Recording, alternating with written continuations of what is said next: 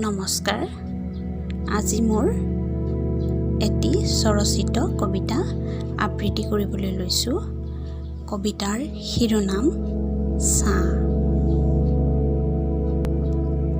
ছাঁ, তুমি মোৰ প্ৰিয় সংগী।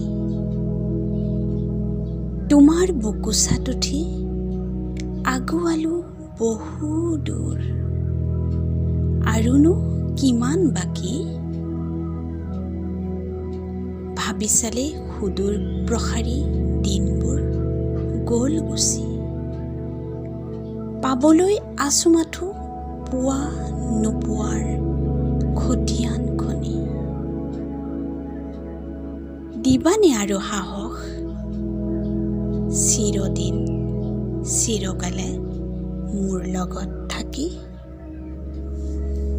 নমস্কাৰ।